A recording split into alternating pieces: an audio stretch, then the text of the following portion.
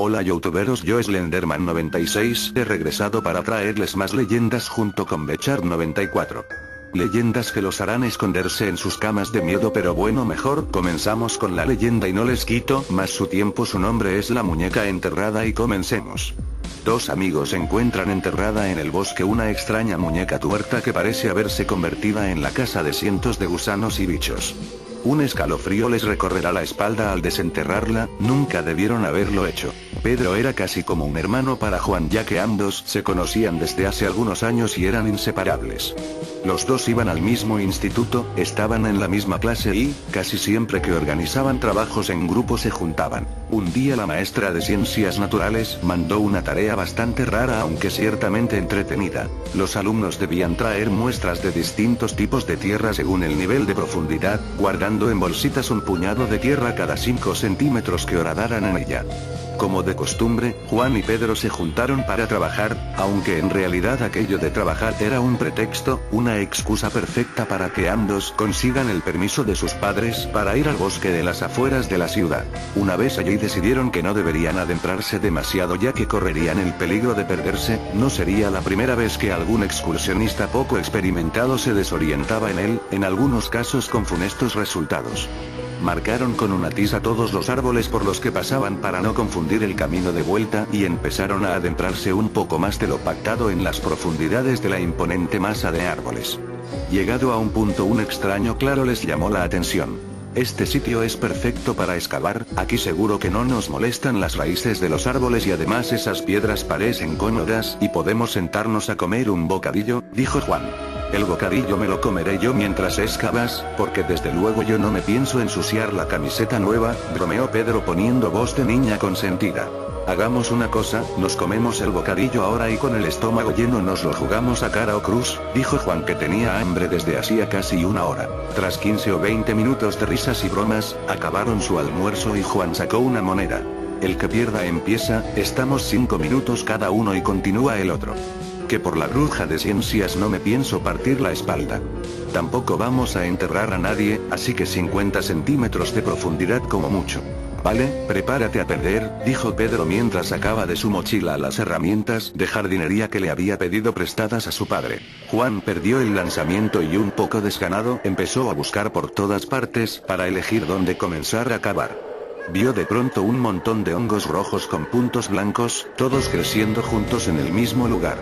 Aquello suscitó en él un entusiasmo infantil que le hizo correr a cavar en el lugar como si las setas le indicasen con su presencia la posibilidad de encontrar algo extraño bajo tierra. Le voy a guardar unas pocas setas a la bruja, con un poco de suerte serán venenosas, jajaja, dijo mientras metía en una de las pequeñas bolsas una muestra de tierra de la superficie. Al tocar la tierra con sus manos, sintió un escalofrío por todo el cuerpo, de pronto comenzó a tener miedo y se levantó de golpe. Tengo frío, aquí hace más frío que en todo el bosque. Le gritó a Pedro. Jajaja. Ay sí, estás encima de un lugar maldito o hay un fantasma justo donde estás cavando, le dijo Pedro ridiculizando a su amigo. Juan, por hacerse el valiente, siguió cavando y juntando la tierra en bolsitas diferentes cada 5 centímetros de profundidad. Entretanto, Pedro exploraba el paisaje y jugaba al fútbol con una piedra. Mira, gritó Juan cuando llevaba unos minutos cavando. Pedro fue corriendo a ver lo que Juan le mostraba con tanta exaltación, una muñeca pelirroja de unos 30 centímetros. Al mirarla sintió que un escalofrío le recorría la médula y que el asco se anudaba en su cuello como una larga escolopendra llena de punzantes y grotescas patas. ¡Ah, suelta eso!, exclamó Pedro con una mezcla de terror y asco mientras se apartaba de aquella repulsiva muñeca tuerta que Juan sostenía en su mano. Juan, que parecía confundido, miró de nuevo a la muñeca y la soltó horrorizado al ver lo mismo que Pedro. Gusanos, enormes gusanos blancos. Se contorsionaban dentro de la cabeza de goma de la muñeca, se agitaban como poseídos y comenzaron a sacar sus pequeñas cabezas por la cavidad en que alguna vez estuvo el ojo faltante de esa muñeca pelirroja cubierta por una ropa que misteriosamente conservaba su blancura casi intacta. Pero si cuando la desenterré estaba bien, era preciosa y parecía sonreírme. El único ojo que le quedaba a la muñeca era inquietante. Grande pero con la parte blanca pintada de negro y con un iris pequeño e intensamente rojo en el cual había una diminuta y demoníaca pupila. ¿Qué clase de enfermo mental habría escondido una muñeca tuerta bajo tierra? ¿Por qué los gusanos se aglomeraban en la cabeza de la muñeca? ¿Sería verdad lo del frío que mencionó Juan? Ambos chicos, realmente asustados, salieron corriendo del lugar, sintiendo como la mirada del único ojo de esa muñeca se les clavaba en la espalda. Únicamente pararon un par de veces en las que Juan se detuvo a vomitar, cosa normal si pensamos que tuvo en sus manos cientos de gusanos sin darse cuenta. Pero al llegar a casa a Juan parecía que no le abandonaban las náuseas, seguía vomitando y su cara tornó a un tono amarillento pálido. Los dos amigos pensaron que se recuperaría en una par de horas, pero no fue así. Con el paso de los días cada vez estaba más delgado, pálido y débil. Tenía el aspecto de uno de esos enfermos terminales que llevan años luchando contra la muerte en una habitación de hospital y los médicos no acertaban a diagnosticar una causa para su enfermedad. Una semana después de desenterrar la muñeca, Juan murió. Desconsolado por la muerte de su amigo, Pedro empezó a relacionarse cada vez menos con los demás y a pasar los recreos en la biblioteca del colegio. En su casa devoraba libros ávidamente y los fines de semana visitaba librerías. Los libros eran sus nuevos amigos, y su refugio. Buscaba explicaciones médicas y poder entender qué le pasó a su amigo, pero los síntomas que sufrió Juan eran tantos que parecía que había contraído varias enfermedades mortales simultáneamente. Un día, en una extraña librería, Pedro encontró dentro de la sección de esoterismo un libro sobre ritos y leyendas. Era un libro viejo y usado, un libro de esos que ya casi no se encuentran y que tienen extraños dibujos entre sus páginas cubiertas de polvo. Allí decía lo siguiente junto al dibujo de una muñeca igual, excepto porque no estaba tuerta, a lo que encontró su amigo. El que tenga un mal incurable, que entierre una muñeca igual a esta mientras entona esta invocación. Su enfermedad quedará atrapada en la muñeca. Pero el primero que la encontrase recibirá la enfermedad y morirá salvo que realice este mismo ritual. Todo estaba claro. Los gusanos, los hongos, el frío, todos eran indicios de que la muñeca que encontraron en el bosque era una muñeca maldita.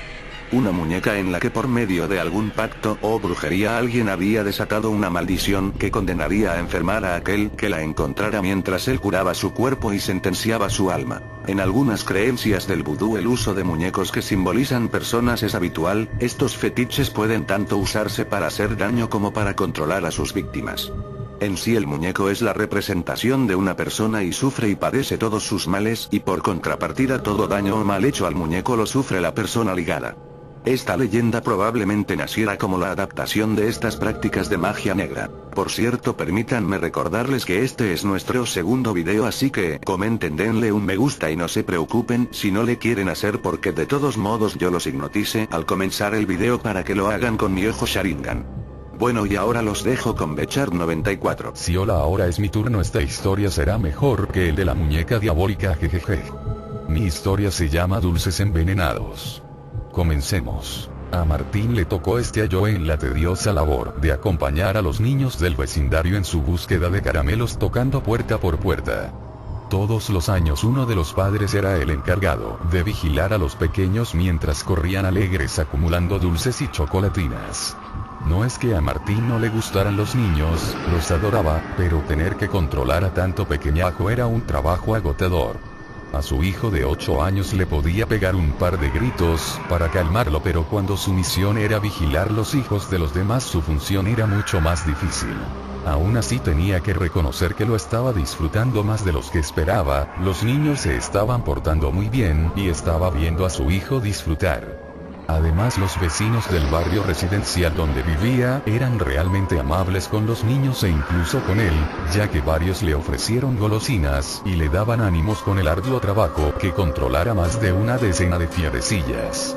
Aunque como en todo vecindario siempre hay un viejo cascarrabias al que todos los niños le tienen miedo. Don Clemente era el prototipo de viejo viudo y amargado que aparece en las películas, el típico anciano que no devuelve el balón a los niños cuando cae en su jardín, y vivía en un viejo caserón de esos que provocan un escalofrío al pasar. Martín sabía que nunca abría la puerta a los pequeños en Ayomaen, y mucho menos les daba caramelos, pero era su obligación acompañar a los niños a golpear la puerta. Por lo menos sería una buena excusa para asustar un poco a los niños y poder controlarlos un poco mejor. Su sorpresa fue mayúscula cuando a los pocos segundos de golpear la puerta de Don Clemente, este apareció totalmente cubierto por una sábana blanca, un disfraz improvisado de fantasma que pareció encantar a los niños. Al fin el ogro, como le llamaban algunos, se había ablandado y repartía caramelos, chocolatinas y manzanas caramelizadas entre los pequeños. Nunca articuló ni una palabra, pero sin duda era todo un avance en su actitud. Martín agradeció el gesto y se despidió de don Clemente con un apretón de manos. Le llamó la atención que usara guantes dentro de casa, pero la verdad es que el viejo era tan excéntrico que no le dio mayor importancia. Al menos no hasta pasados 10 minutos. El hijo de Martín súbitamente comenzó a vomitar, parecía que se estuviera ahogando y aunque seguía respirando lo hacía de forma muy débil y superficial. Segundos después comenzó a convulsionar en el suelo y sus labios tomaron un color azulado. El tiempo que tardó en llegar la ambulancia se le hizo eterno. Al llegar los sanitarios el niño estaba en coma, le entubaron para ayudarle a respirar y salieron a toda velocidad hacia el hospital, mientras la sirena de la ambulancia sacudía con su estruendo el pacífico y tranquilo barrio. A pesar de todo el esfuerzo del equipo médico, el hijo de Martín falleció en menos de media hora. El médico de guardia nunca había visto un caso como el de esa noche, pero sí había leído mientras cursaba medicina un caso similar. Un envenenamiento por cianuro. Rápidamente revisó en la mochila que aún llevaba el cadáver del niño y encontró la bolsa de caramelos que había recolectado ese Ayoeben. Un inconfundible olor a almendras amargas, olor que normalmente tiene el cianuro, se desprendía de una de las chocolatinas. Al abrirla encontró en un interior un polvo blanco que claramente alguien había introducido dentro del chocolate. Siguió abriendo chocolatinas y encontró en algunas más el polvo y algo aún más inquietante, al partir una de las manzanas caramelizadas, encontró en su interior cuchillas de afeitar y agujas. Sin duda alguien había decidido envenenar a todos los niños del barrio o al menos provocarles daños graves con agujas y cuchillas escondidas dentro de la comida. El médico salió corriendo al pasillo y sujetando fuertemente por los hombros a Martín, le empezó a preguntar si había más niños con su hijo. Debemos avisar al resto de padres que no dejen comer nada a los niños, no podemos permitir que ningún niño más muera. El médico en su afán por salvar vidas, no había recordado avisar al padre de la muerte de su hijo. La cara de preocupación de Martín cambió inmediatamente a una de total desolación. Ningún niño más. ¿Qué le ha pasado a mi hijo? ¿Dónde está? Martín apartó al doctor y entró a empujones en la sala, donde habían atendido a su hijo. Destrozado por el dolor de la pérdida, se sentó en el suelo mientras abrazaba el cuerpecito sin vida de su hijo. Las lágrimas pronto se convirtieron en un rostro de rabia, mientras el doctor le explicaba que habían encontrado restos de cianuro en las golosinas, que alguien le había regalado a los niños, e incluso dentro de una manzana, habían agujas y cuchillas de afeitar.